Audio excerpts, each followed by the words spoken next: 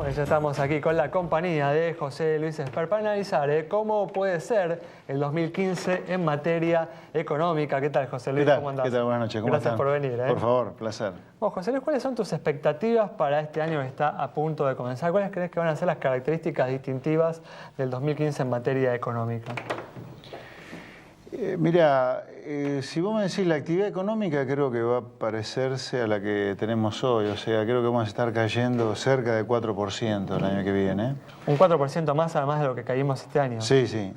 Cuando digo hoy, es cuarto trimestre del año 2014, ¿no? Porque el promedio de los 12 meses, la economía está cayendo mucho menos que 4%. El promedio de los 12 meses está cayendo 2,5%, pero esta última parte del año está cayendo más de lo que cae en promedio. Básicamente te diría como consecuencia el efecto negativo que tuvo el default. El default afectó mucho la actividad económica de la última parte del año, producto que afectó mucho las expectativas. Así que si me decís, desde el punto de vista de la actividad económica, creo que vamos a estar con una caída cercana a la de hoy de 4%. O sea, cayendo más que el promedio. Para todo 2015.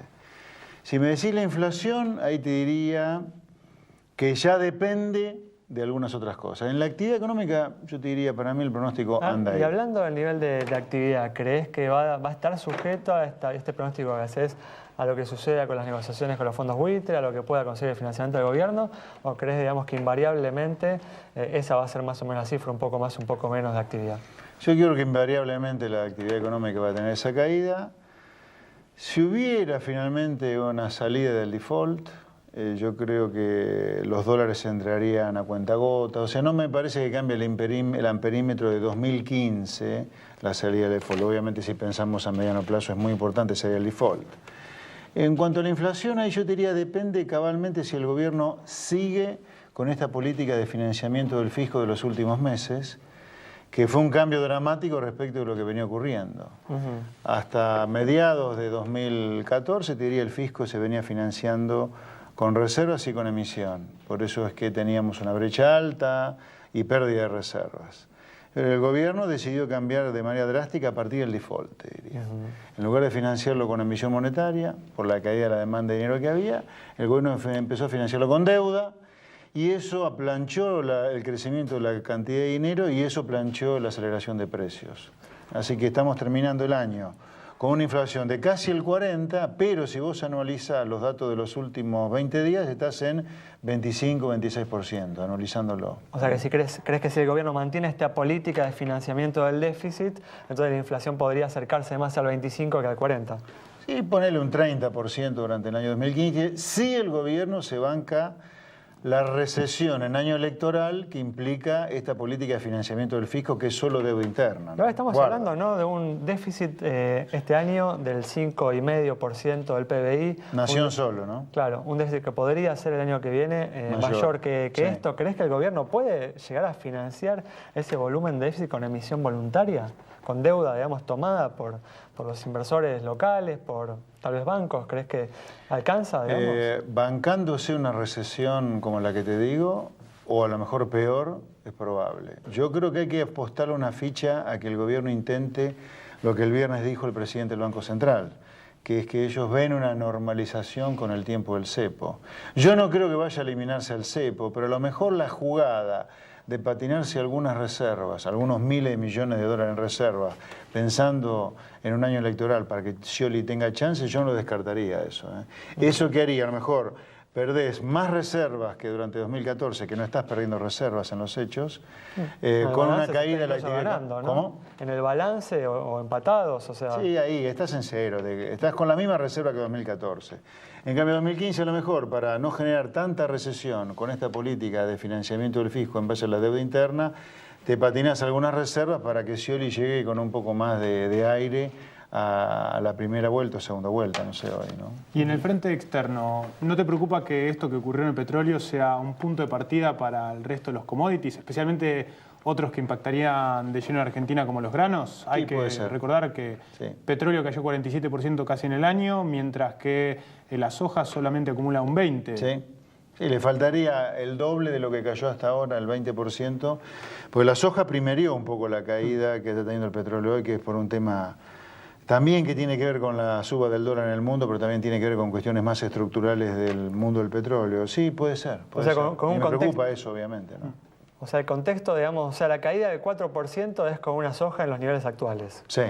O sea, sí. si el escenario internacional es más desfavorable, Sí. podría haber una caída más fuerte Sí. de acuerdo a tu previsión. Sí, sí. Yo te diría, desde el punto de vista conceptual, para irme más arriba de lo que estamos hablando, creo que ya le hemos tocado otra vez a esto, pero en algún lugar lo que está pasando, hay una cosa que está cruzando la economía argentina hoy, que vos tenés un problema de índole real muy fuerte. Con todo lo delicado que es el problema de financiamiento del fisco, la restricción presupuestaria, cómo se financia este déficit, vos tenés un problema real que es un gasto público que la sociedad no lo puede pagar porque la presión impositiva que conlleva ese gasto público y la inflación que genera ese gasto público, que genera déficit, a la sociedad le cuesta llegar a fin de mes, no invierten las empresas, cierran las empresas, echan gente. Acá tenés un problema de índole real, que te lleva también a un problema de cortísimo plazo siempre que es un fisco exhausto para financiarse. Yo creo que hasta que no logres poner el gasto público otra vez en niveles pagables, vamos a andar discutiendo esto todos los días. Yendo también a algo tangible pero más cuantificable que mencionamos en el programa pasado, con respecto a esta regulación del Banco Central que obliga a los bancos a prestar 6,5% de sus depósitos privados no financieros a micropymes y medianas empresas. ¿Lo ves como algo preocupante en el corto plazo o...? Mira, a ver, yo, digamos, rechazo desde el punto de vista filosófico conceptual un Banco Central que anda dirigiendo el crédito cuando para evitar una caída de reserva tiene que andar poniendo como reservas monedas que no son reservas como el yuan chino, ¿no? Yo diría, los bancos deberían poder prestar a quien quieran y a la tasa que quieran, pero todavía no es lo suficientemente relevante el espíritu de esta norma como para decir esto se va a extender mucho más. Puede ser que algo más haya, pero no tengo una preocupación, digamos, de decir va a haber claro crédito dirigido a escala gigantesca durante el año 2015. Creo que va a seguir siendo chico todavía el monto. Muy bien. ¿Cuáles son, José Luis, tus expectativas en términos de nivel de desempleo y en términos de salario real para el 2015, ¿no? Mira, la economía ya empezó a tener caída de los salarios reales a fin de 2013. Todo 2014 tuvimos caída de salarios reales y 2015 creo que va a seguir la caída de salarios reales. Pero de todas formas, me parece que Argentina ha comenzado una corrección. Si vos estás previendo una inflación del 25, seguramente los salarios no van a bajar del 30, digamos. Así que hasta no, por yo ahí no estoy previendo 25, cuidado, dije.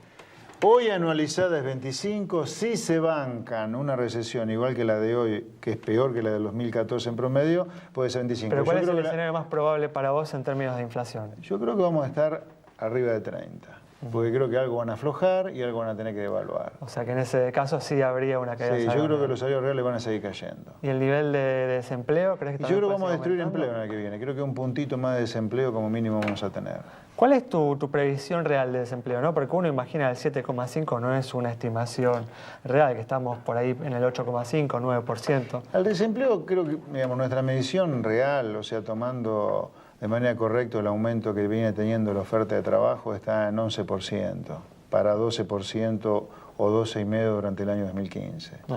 Es una tasa de desempleo importante. Una cifra bastante más importante que la que reconoce el gobierno. Sí. El gobierno está dibujando la tasa de desempleo desde hace rato, porque dibuja la oferta de trabajo, digamos, al poner menos crecimiento en la oferta de trabajo, por cómo se mide el empleo, que hay gente que no encuentra trabajo pero que lo busca activamente, ergo tenés menos desempleo porque subestiman eso.